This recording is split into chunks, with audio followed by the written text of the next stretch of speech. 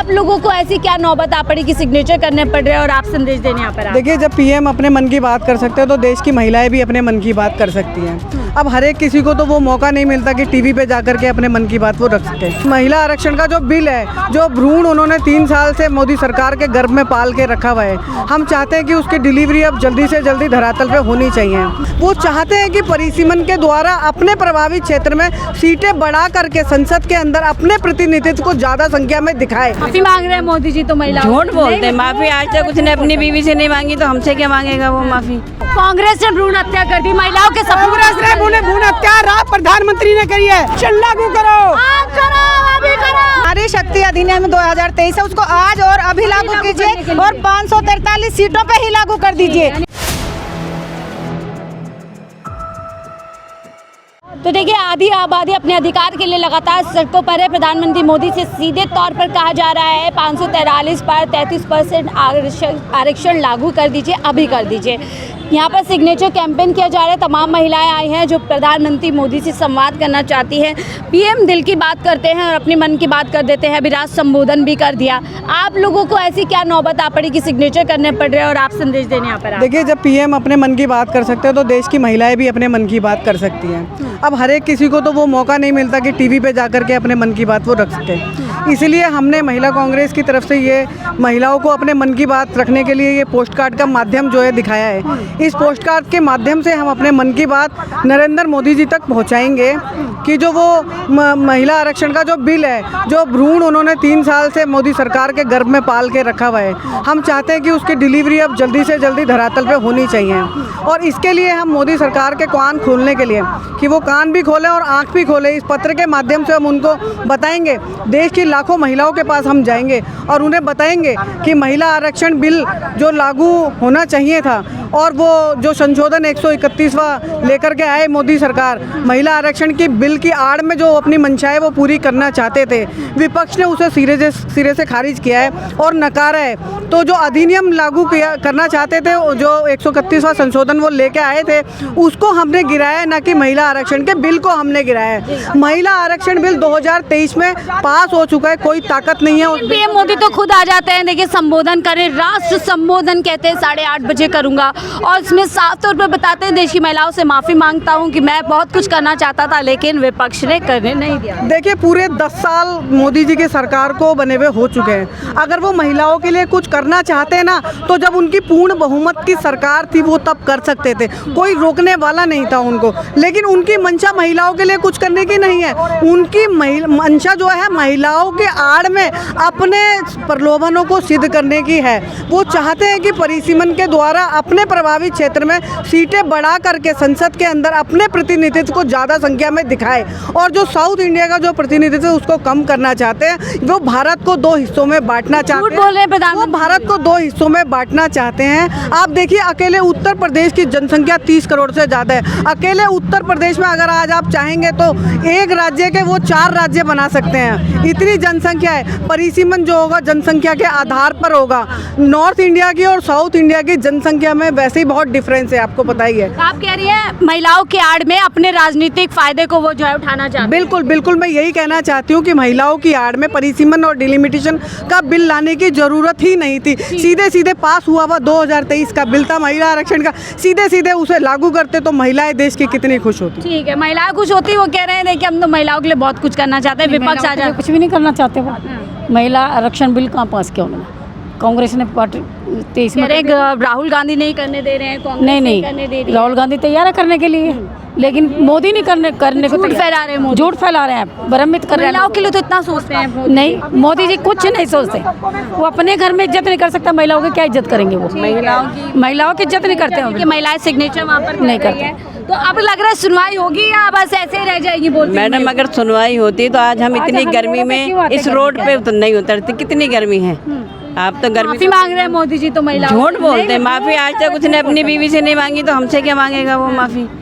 उससे घर चलाना नहीं आया, गलती हम ही लोगों की कि उसे प्रधानमंत्री बना के बिठा दिया उसको। तो आप ये सोचते हो कि क्या कौन से जुमले नहीं करते? इसने जो करा, कह रहा 15 लाख रुपए देंगे, दिए। हमेशा झूठ बोलता है। तो ये भी कह रहे हैं कि बिल पास कांग्रेस नहीं करने दे रही। कांग्रेस कब नहीं करने दे रही? कांग्रेस हमेशा महिलाओं के लिए सड़कों पे उतरती है, महिलाओं के लिए राहुल जी काम करते हैं। महिलाएं कह रही है कि झूठ बोलते हैं प्रधानमंत्री मोदी जी, महिलाएं माफ नहीं करती अपना अपमान, ऐसा बोल रहे हैं पीएम मोदी, भूलती नहीं है। ये देख लो, मैंने खून निकाला है अच्छा। सिर्फ सिग्नेचर के लिए कि जो महिला आरक्षण लागू करो, आज करो, अभी करो। आप खून से सिग्नेचर कर रहे हैं? खून से सिग्नेचर कर रहे हैं कि आरक्षण, प्रधानमंत्री जी गुमराह मत करो देश को। मोदी जी के तो आंसू निकल रहे हैं, भावुक हो रहे हैं। महिलाओं को गुमराह मत करो। महिला सब जान चुकी हैं, जाग चुकी हैं।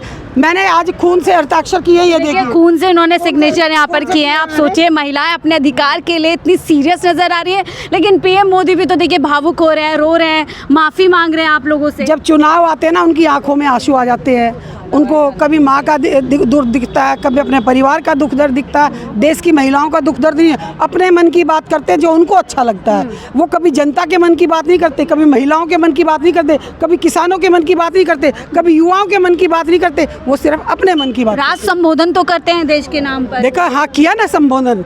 देखो 2023 में 20 सितंबर 2023 को राज्यसभा में और 21 सितंबर 2023 को लोकसभा में और 22 सितंबर को प्रधानमंत्री जी ने अपने कार्यालय से अभिभाषण में बोल दिया कि ये नारी अभिनंदन अधिनियम लागू हो चुका है। और उसके बाद राष्ट्रपति जी ने 28 सितंबर 2023 को राष्ट्रपति जी ने अपना कानून बनाकर संविधान में विधेयक बना दिया और उसको लागू कर दिया। अब सिर्फ लागू करना है, बन चुका है कानून। ये कह रहे हैं कि गिरा दिया, नहीं, वो गिरा नहीं है, वो आज भी है। ये कहते हैं कि भ्रूण की हत्या कर दी, मतलब पेट में भ्रूण मतलब बच्चा होता है, उसकी हत्या कर दी आने से पहले। हम कह रहे हैं उसको डिलीवरी करो। 2.5 साल हो गए, कितने दिन बच्चे को रखोगे? उस भ्रूण को कितने दिन तक रखोगे?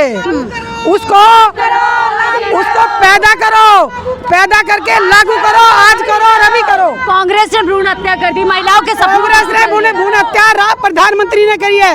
2.5 साल हो गए, 2.5 साल हो गए, अभी तक पेट में है माँ के। क्यों नहीं अपने पेट बाहर निकाल रहे?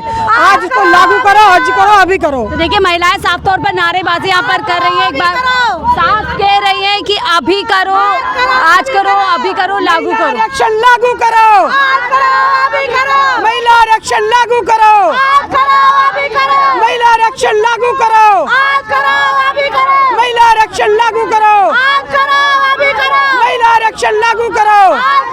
लेकिन उधर बीजेपी की महिलाएं भी सड़क पर उतर गई हैं, विपक्ष के खिलाफ राहुल गांधी के घर आग लगाती है, तरह तरह की नारेबाजी कर रहे हैं कि राहुल गांधी जो है महिला विरोधी है। एक बार बीजेपी की महिलाएं से आप पूछिएगा जरूर कि पंचायती राज में महिला आरक्षण किसने शुरू किया। वो राहुल गांधी जी के पिता स्वर्गीय राजीव गांधी जी थे, जिन्होंने महिलाओं को 33% भागीदारी दी। पंचायती राज में आज हमारी इतनी महिलाएं बैठी हैं, वो किसकी बदौलत? राजीव गांधी जी की बदौलत। आप क्यों नहीं सहयोग कर रही है कांग्रेस? महिला आरक्षण बिल 2023 में पास हो चुका है। नारी शक्ति अधिनियम 2023 पास हो चुका है, लेकिन लागू नहीं करना चाहती सरकार। क्यों नहीं लागू कर रही है? उनको वो यहाँ पर तो नारेबाजी जबरदस्त की जा रही है। सरकार जो है वो सिर्फ मौका प्रस्त है। उनको उस टाइम पे वोट चाहिए थे, महिलाओं को भ्रमित करना था।